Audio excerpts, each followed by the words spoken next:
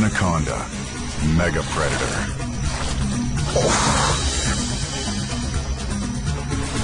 Judged on weight alone, the South American anaconda is the world's largest snake. The mere mention of its name brings images of an awesome and terrifying killer. Look at the top. Oh, Look wow. at the top, right there. Do you see it? Okay, you won. You're fine.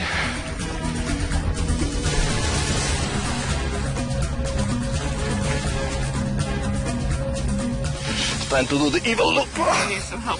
Oh yeah, you just got me in one arm. A mass of writhing muscle, it is truly an icon of the Amazon. Oh, really putting up a struggle now.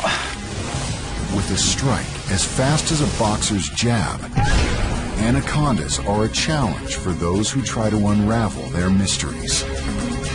This was a piece of me. Ah! No, that was so great.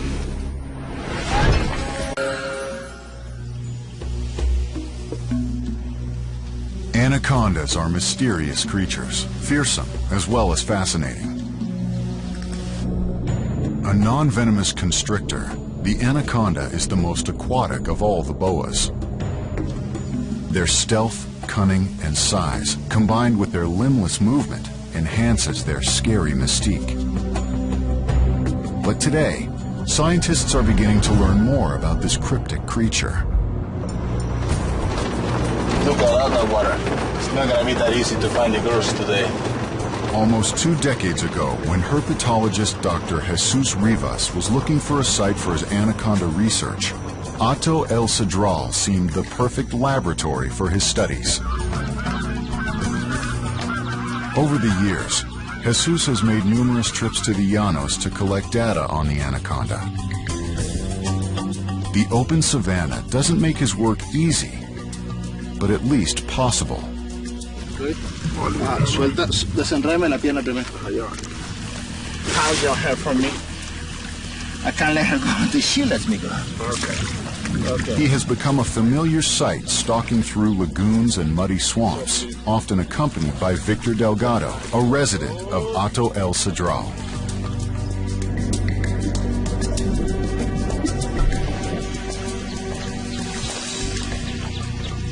It's a spectacle caiman, good staple food for anacondas. This size has the perfect shape, the perfect, bulk to be swallowed. Of course, it's got good teeth. It's got some weaponry, so when caimans become larger, they can do quite a damage of an anaconda when she tries to eat them. But this size will be perfect for the girl we just released. Let's put this guy back where he goes. We'll be happy to go home.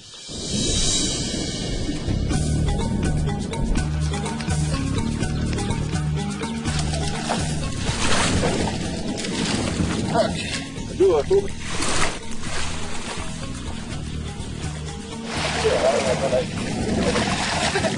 Almost lost my grip. No foot. No suelto. Ella que no me suelte tampoco. Okay, this is the perfect place to study anacondas for a couple of reasons.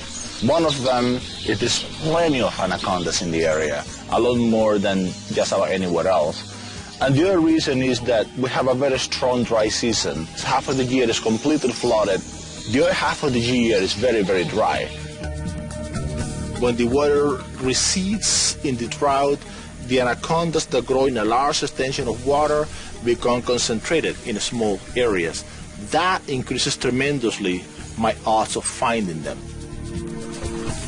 Never found far from water, anacondas inhabit the lakes, rivers, marshes, and streams that form the Amazon and Orinoco Basin of South America, as well as a population that exists on the island of Trinidad.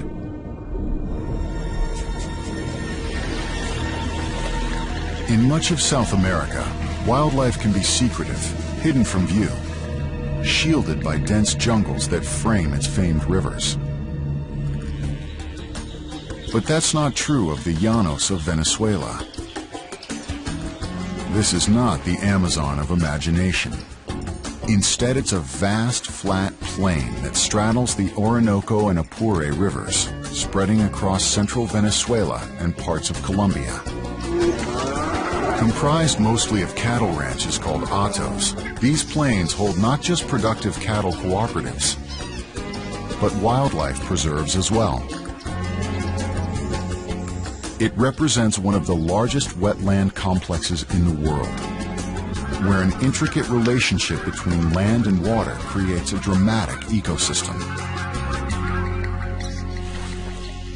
Jesus's groundbreaking studies have revealed significant information on anaconda behavior. When we started the anaconda research, there wasn't anything known of anacondas in the wild. So just about everything I learned was new to science. That was great.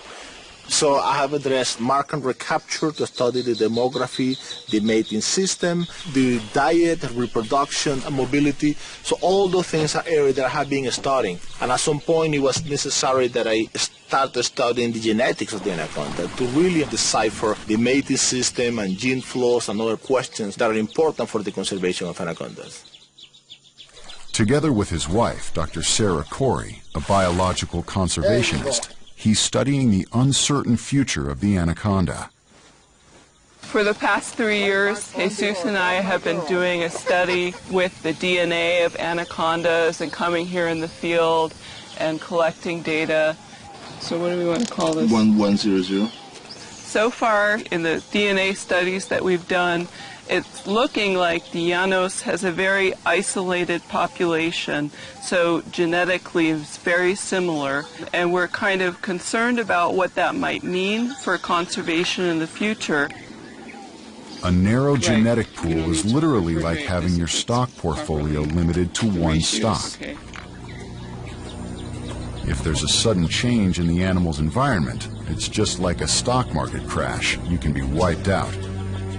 And that is potentially dangerous because the population might look normal, but if there were to be an unpredictable change in the weather, the population does not have the diversity to cope with it. So the anacondas are abundant, that is good, but that doesn't necessarily mean that they are in good status. The fact that the diversity is low is troublesome.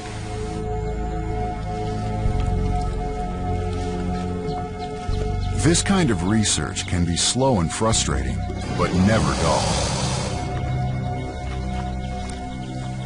Walking gingerly through the mud and plant life, frequently in their bare feet, Jesus and Sarah use a careful touch and feel technique to locate the snakes, never quite sure what they're going to uncover.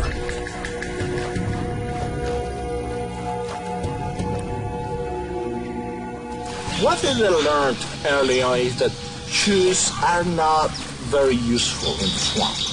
They don't stain your foot, they slow you down, they don't allow you to feel things that are below. And if you're going to run into something really bad, it's going to go through your shoe anyway. So it's better if you have bare feet and you can detect the product ahead of time. Sometimes using a long stick to probe the dense plant life. It's really their feet that are attuned to the shapes of creatures hidden from sight.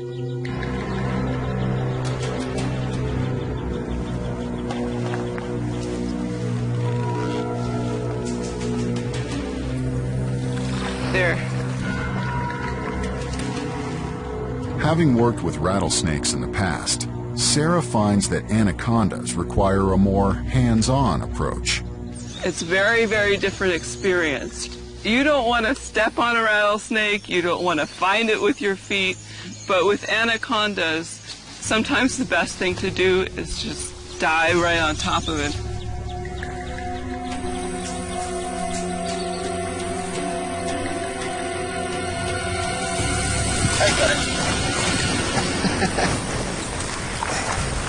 Handling an anaconda takes every muscle in your body. Oh, wow, it's a good one. When captured, anacondas go into self-defense mode instantly.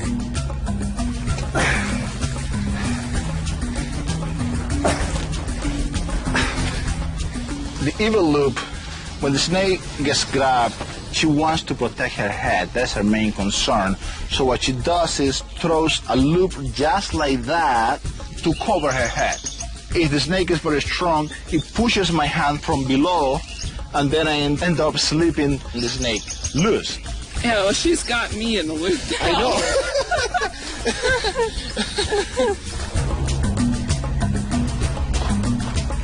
Finding one is the beginning of a wrestling match that equals anything seen on TV. With a snake as massive as this female, it really is a two-person job. A lone individual could be in trouble quickly. Really putting up a struggle now. She was very slippery and so strong I could not prevent her from dragging me under the mud, and it was quite difficult to actually recover the head before she wrapped me up to go. But finally, they get the snake under control. When we catch an animal in the field, we normally grab it, we bring it out of the swamp, a place where we can collect data on the snake. Even though the snake may be tired, it doesn't just lie down and wait patiently to be weighed and measured. Jesus, however, has devised several ingenious methods to accomplish this. It's very high-tech, involving a sock, a length of rope, and patience. I'm ready for you. Okay. Yep. Got it. Normally we put a sock over the head that works like as a muzzle, with a tape behind the jaws and a tape closing the snout that renders the snake unable to bite, and also the snakes tend to calm down quite a bit. After we do that, we follow the spine with a string, and then we measure that string, and then we know how long the snake is. This is 12 feet 8 inches. Should we put her tail first? Yeah, tail first. We weigh the snake, 33. A large adult female anaconda may stretch over 20 feet in length and weigh over 235 pounds with a girth that can exceed 12 inches. Keeping a 50 to 60 pound golden retriever on a leash sometimes becomes a tug of war, but it doesn't compare to getting the upper hand with a female anaconda. Adult male anacondas, on the other hand, remain notably smaller and thinner than the female.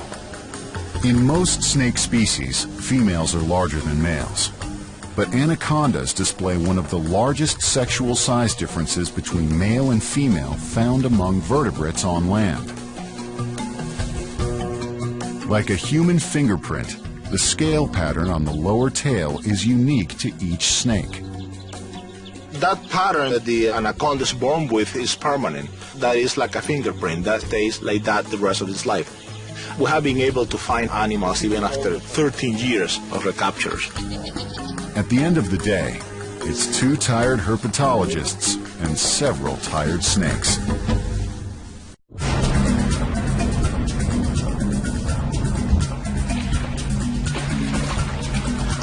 Some Venezuelan hatos serve as wildlife preserves, commercial cattle ranches, as well as ecotourism camps. So it's not unusual for an anaconda to be found in close proximity to humans. The snakes have achieved rock star status, enabling tourists a rare opportunity to encounter one of nature's most impressive predators.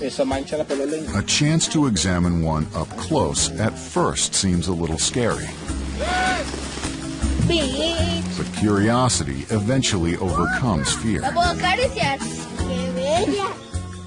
It's amazing to me how kids are always ready to just run right up and touch the snake. They want to know all about it. It's more difficult to get people to like anacondas because of the stigma against the animals. Anaconda has been quite a blessing for the tourist industry in this area. People come to see wildlife and bird watching. That is an important appeal. But because the anacondas are so charismatic and so difficult to find anywhere else, There are scores of tourists that come to this area of the Llanos exclusively to look for anacondas. It has represented a lot of cash that goes into the local economy. Anaconda! The wildlife here in the Llanos exists between two dramatic climate conditions, extreme flooding and extreme drought. The wet season starts in May and lasts through November as the Llanos' seasonal rains transform the landscape into an ocean of water and grass. The dry season starts in late November and goes through April, creating a wildlife spectacle as animals, especially birds, concentrate in the places of remaining water. As the seasons change, animals like the anaconda have to adjust to their altered environment. Like all other species of snakes, anacondas are cold-blooded or ectotherms. They cannot produce their own heat. They need to seek it in the environment, so they constantly have to move to places that have the right temperature they need. They seek the heat when they need it, and they avoid it when it's too intense. The sight of an anaconda crossing a road or making its way across a pasture is not unusual. Most other wildlife simply ignore it, but not the birds.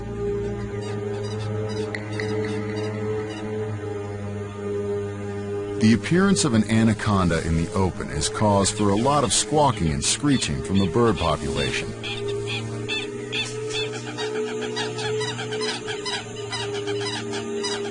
Referred to as mobbing, it's a common behavior when a potential threat is encountered.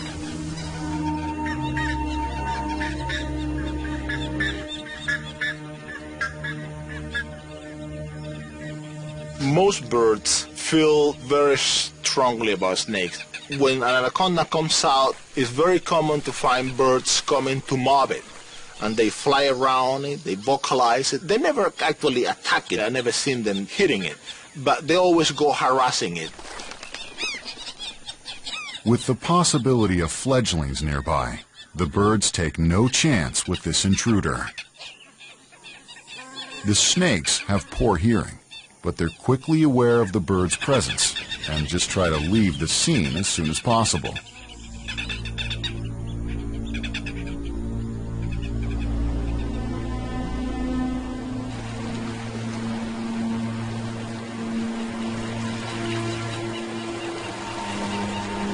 The brief season between the end of the rains and the start of the dry season is vital for much of the wildlife. It's a time to feast, literally before the famine that is to come. For this jabiru stork family, it's time to make sure its offspring is thriving. Nearby, a howler monkey family forages in trees that'll soon be bare. Riverbanks, forest edges, and lagoons come to life with an extraordinary variety of wildlife. With more than 100 species of mammals and over 300 species of birds, trees virtually bloom as thousands come to roost in their branches. Shorelines host dozens of varieties of waterfowl, drawing tourists from all over the world who marvel at this visual feast. At first glance, the Llanos seems idyllic. Its pastoral serenity belies the daily struggle for survival, playing out with savage intensity between predator and prey.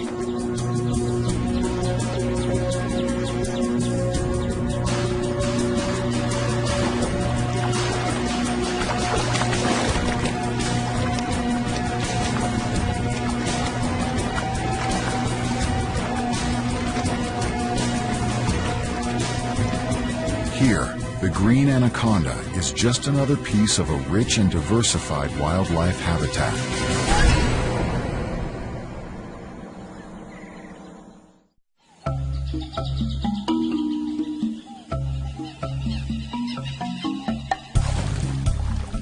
Oh my God, there you go. Jesus's records on Venezuela's anacondas date back to the early 1990s. So recapturing and evaluating some of his subjects continues to shed light on the stability of the population. I'm pretty sure he will be fine, but I don't want to add any more stress. Since 1992 to the present, I have marked 13 or 1400 anacondas. Every time we come back to another season, I'm happy to see the llanos again, to see all the animals and the wildlife, and I'm always looking forward to see which old friends I'm gonna find.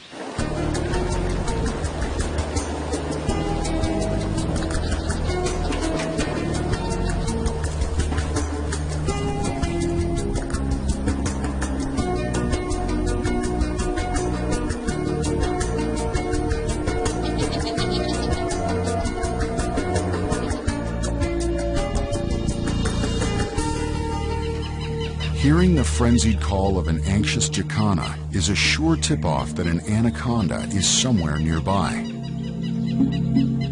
And this one's caught something. Since anacondas only eat 3 or 4 times a year, finding one feeding gives Jesus and Sarah a rare opportunity to observe this behavior in the field. Yeah, it has a meal. I don't know what it is yet, but let's go around so we don't disturb her. It seems to be a turtle. It's important for me to find out the whole range of prey items they consume. This is always a compromise that field biologists have to deal with. We need to learn as much as we can from the animals, but doing as little interference with the normal behavior. Anacondas normally kill their prey by squeezing it so tight that the heart cannot fill up with blood, the heart cannot beat. That stops circulation of the animal and kills it very quickly. The anaconda doesn't have any good way to kill a turtle. The only thing the anaconda can do is to drown it. But this is an aquatic turtle, so probably it will take hours for it to die by drowning.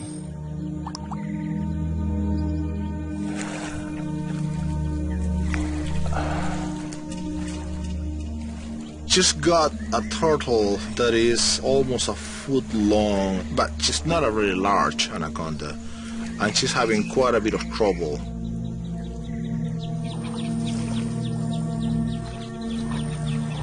I can see how she's trying to hold it with her loops so she can shove her mouth towards it.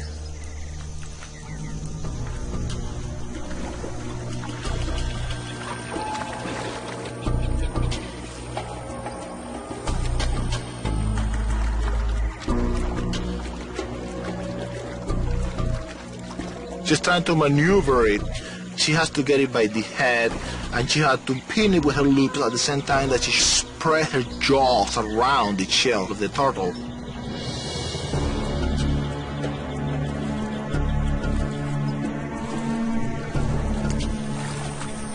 Once the snake starts swallowing the prey, she becomes very vulnerable. Her only weapon, her mouth, is busy swallowing the prey.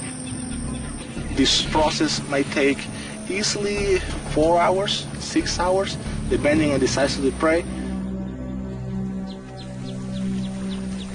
She's probably going to finish eating it as soon as we leave.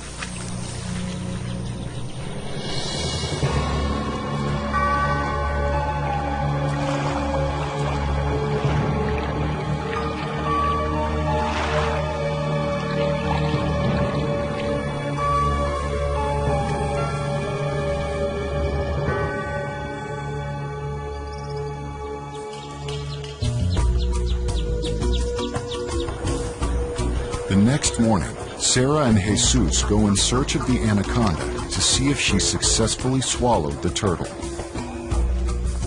The breeding season's just a few weeks away. Female anacondas need sufficient fat to survive their pregnancy when they don't eat for as many as 7 months or more. If she ate the turtle, then she will be somewhere hidden nearby, digesting it.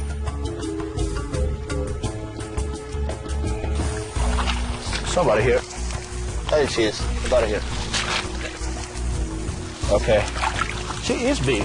Look at the turtle. Oh, Look wow. at the turtle right there. Do you see it? Oh, actually, the head is over here. I don't want her to lose her meal, so that is the size of the turtle.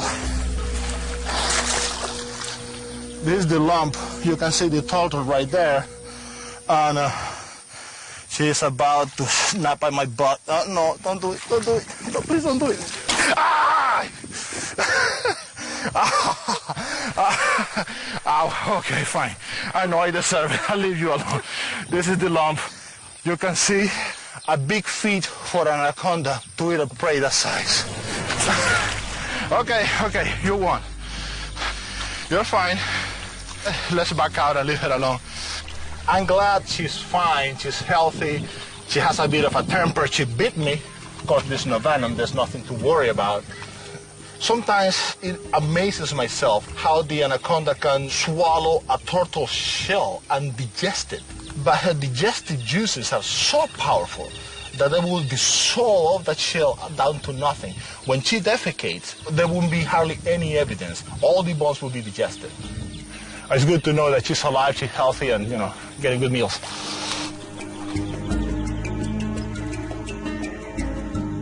Anacondas feed on a wide variety of prey, from small birds to caiman, deer, and capybaras.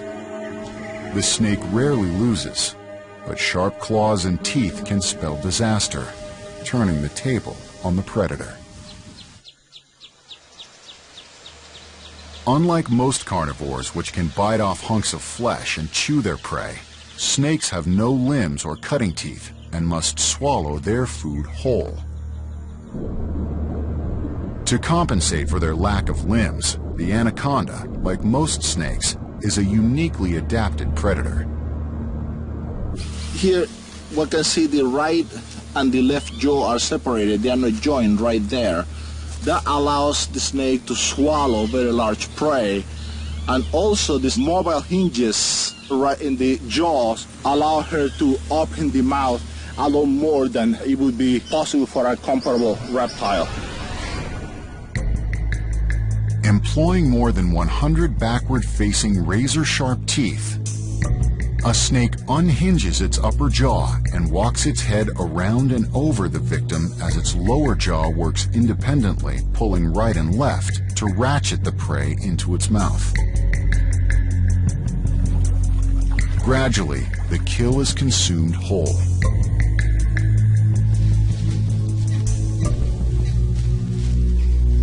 Despite their lack of offensive weaponry such as claws, snakes are impressive hunters, employing an arsenal of complex senses to survive what is essentially a hostile environment. Although harmless, the sight of a snake flicking its tongue gives most people chills, with some believing the tongue can sting. But this highly sensitive organ is crucial for any snake to be able to navigate its world. Right now, as she's tongue flicking, what she's doing is picking up chemical signals from the air, and it's relayed to the Jacobson's organ. Most animals have a keen sense of smell, but the sense of smell in snakes and lizards has been enhanced in an amazing way. Using their tongues to gather particles in the air, as well as underwater, their tongue relays messages to the brain about its surroundings. With each tongue flick, the snake scans its environment. This information is then transmitted from its tongue to its brain through two pits in the roof of the mouth, which connect to the Jacobson's organ. That's why snakes have forked tongues.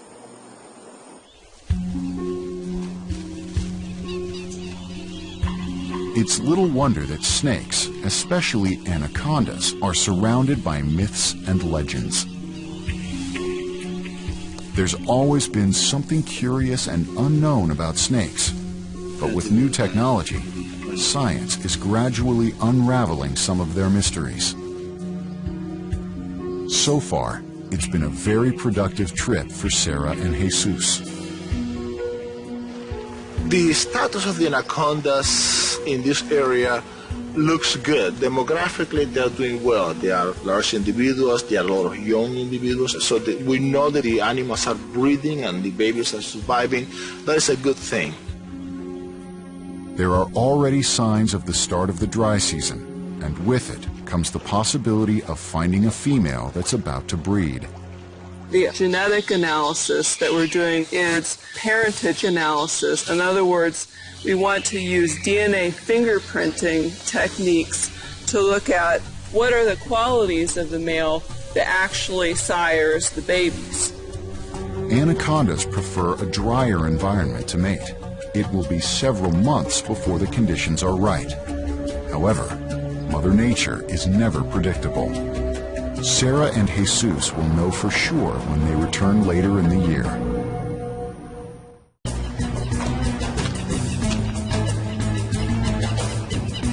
It's now April, and Jesus and Sarah return to Hato El Cedral, hoping to find a breeding ball, an essential component to their genetic research. One of the fascinating things of anacondas is their mating behavior. Normally a female lays out on the shallow water and males come wrapping around her. And it's very amazing to find. When we go in the field, we find what looks like a giant spaghetti ball of twirling and squirming snakes. It's quite a sight. The other analysis that we're doing with the DNA is a paternity test. One of our questions is which male in fact does sire the offspring of the female. Is it the biggest male? Is it the smallest male? Is it many different males? So those are the kinds of questions that we're going to ask using the DNA. What they find on arrival is not what they expected. In all the years I have been working here, I have never seen a dry season that is so wet as this one. The baby iguanas that are meant to be hatched like 2 weeks ago, they are not around. The mangoes are even green. They're supposed to be yellow like a month ago. It seems like the whole season has been moved back a month or two. So if that is consequence of a larger part of global change, I don't know. I don't know.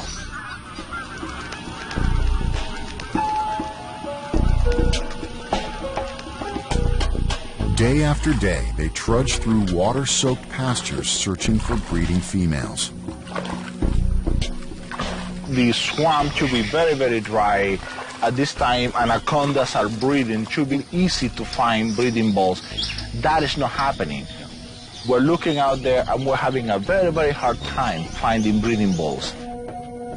On closer examination, they find a number of snakes in the mud trying to escape the intense heat. No reaction. But no females. Yes. Only a lot of belligerent males. Aye! You have been had. Welcome to the club. That's nice. That's what my husband has to say about this. Welcome to the club. I have to say that does not hurt as much as a tetanus shot. That's right. Definitely not. That's exactly right. So what did you tell me? There's no snake catchers who get bitten once. Either 0 times or 20. What a temper.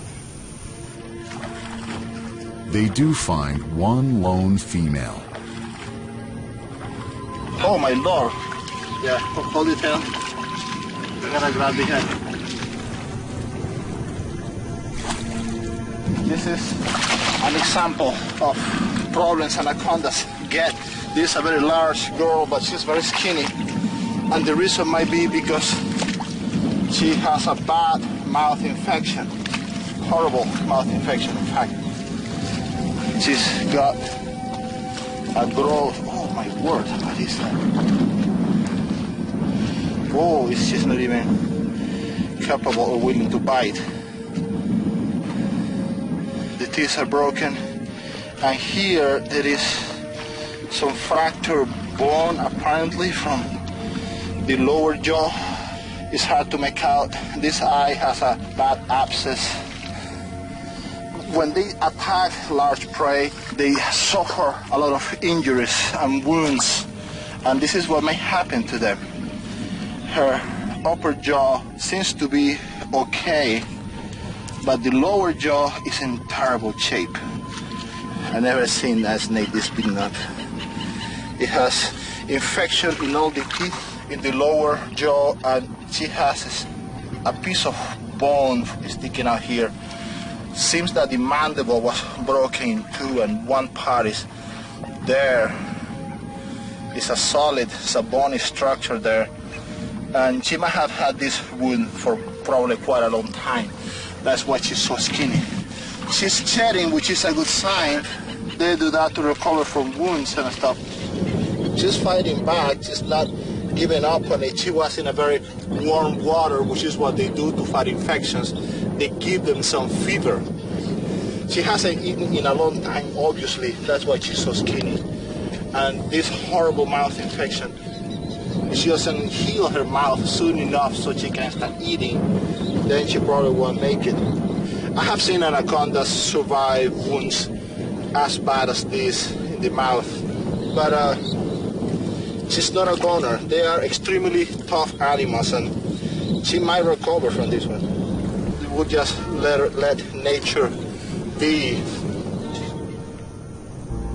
The future for this snake is not good. As she swims away, the birds mob her.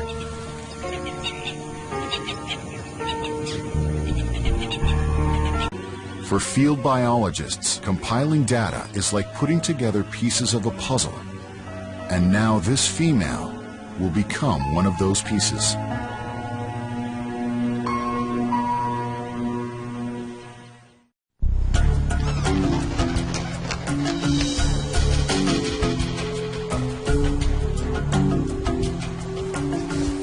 With transmitters now in several snakes, Sarah and Jesus are hopeful they'll find a mating ball soon.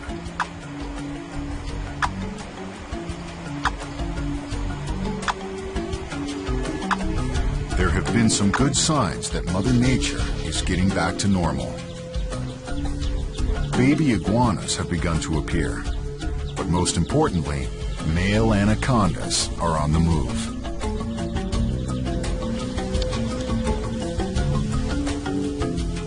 Normally secretive and reclusive, males risk predation as they travel in the open, searching for a receptive female.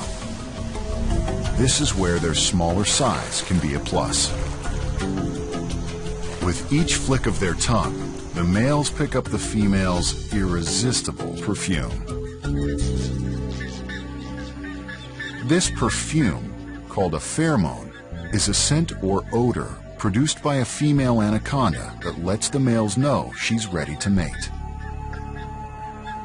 It's unclear if female anacondas only leave this scent as they crawl, or if males also pick up the scent from particles in the air. The result gives new meaning to group sex as multiple males coil around a single female.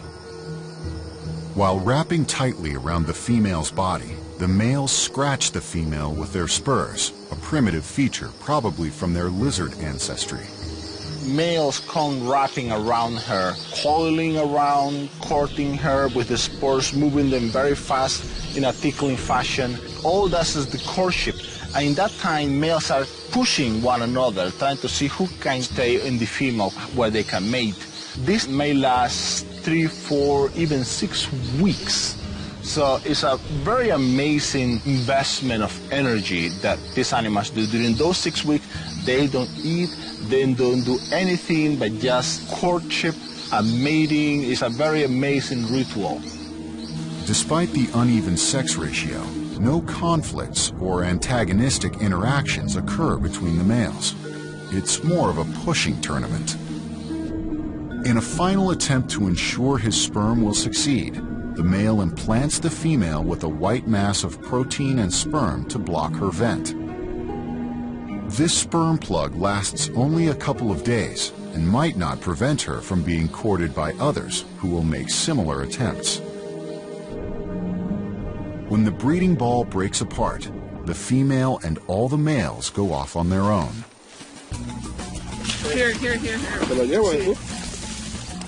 Then it's a mad dash to collect the males for their DNA. It takes hours to round up all the snakes from the mating ball. It's a capture from 2 years ago, right? Analyzing the data they've gathered will add another layer of information to their study. Right now, for the parentage testing, we really have to develop DNA markers that are just for anacondas. It's never been done before. One of the things that I enjoy the most of working with the snakes is when I get to put the snake back into the wild where they belong.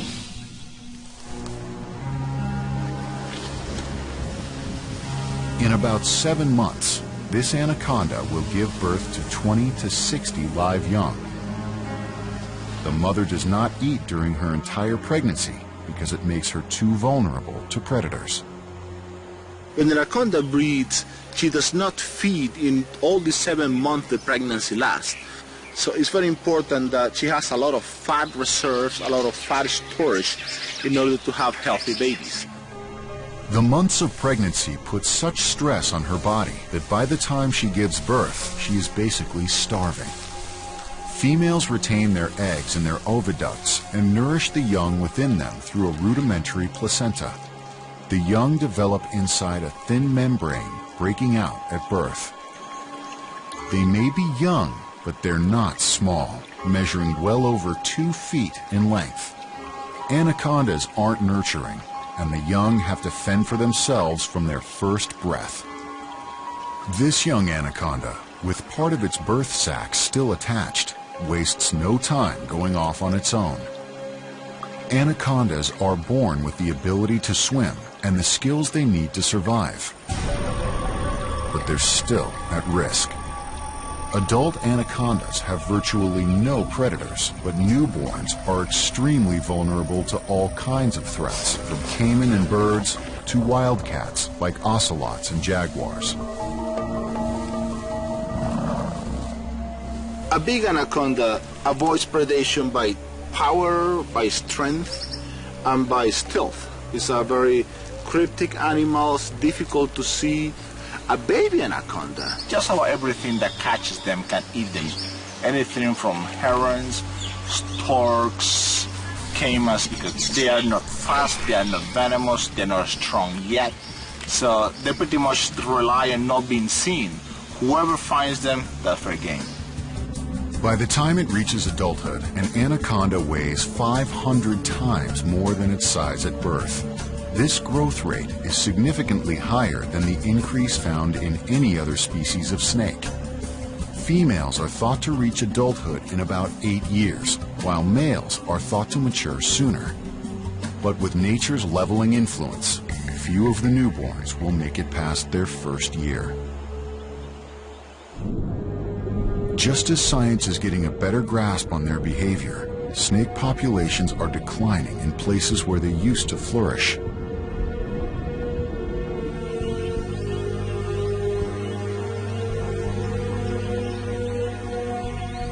It'll take Sarah and Jesus years of fieldwork to collect all the necessary data to assess the anaconda's future.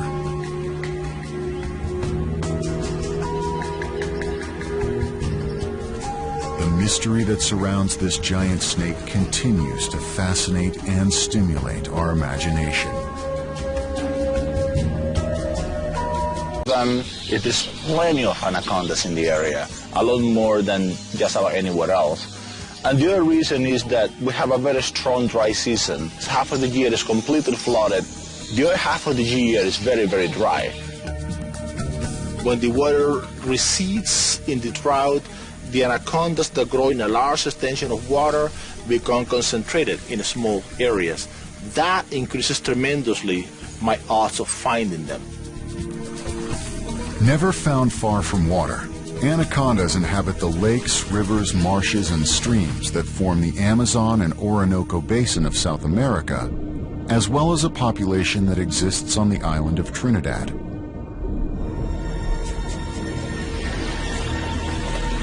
In much of South America, wildlife can be secretive, hidden from view, shielded by dense jungles that frame its famed rivers. Anacondas are a challenge for those who try to unravel their mysteries. This one wants a piece of me. Ah! No, that was great.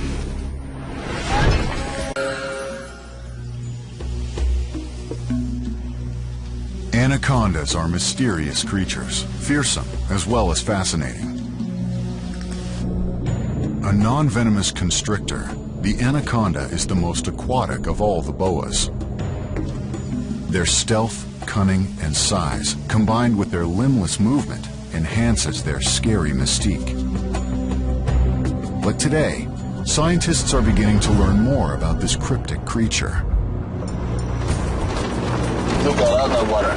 It's not gonna be that easy to find the girls today. Almost 2 decades ago, when herpetologist Dr. Jesus Rivas was looking for a site for his anaconda research, Hato El Cedral seemed the perfect laboratory for his studies. Over the years, Jesus has made numerous trips to the Llanos to collect data on the anaconda.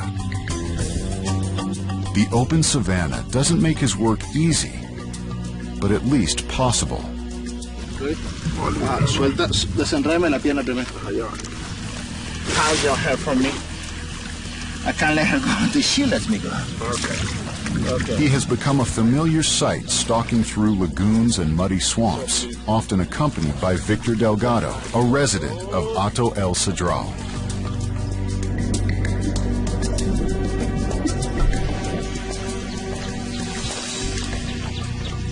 It's a spectacle caiman, good staple food for anacondas. This size has the perfect shape, the perfect, bulk to be swallowed. Of course, it's got good teeth. It's got some weaponry, so when caimans become larger, they can do quite a damage of an anaconda when she tries to eat them.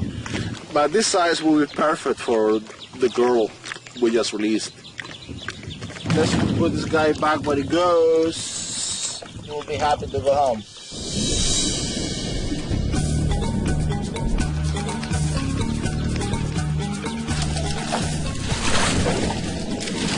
Okay, do it, Ruby.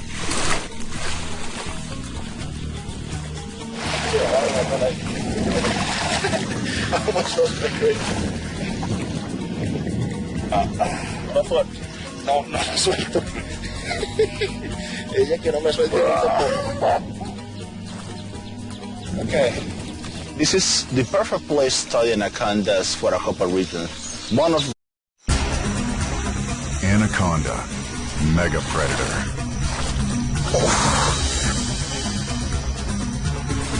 Judged on weight alone, the South American anaconda is the world's largest snake. The mere mention of its name brings images of an awesome and terrifying killer.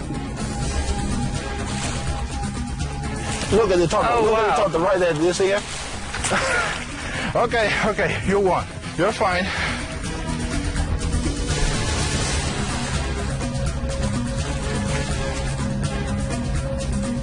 It's time to do the evil look. I need some help. Oh yeah, you just got me in one arm.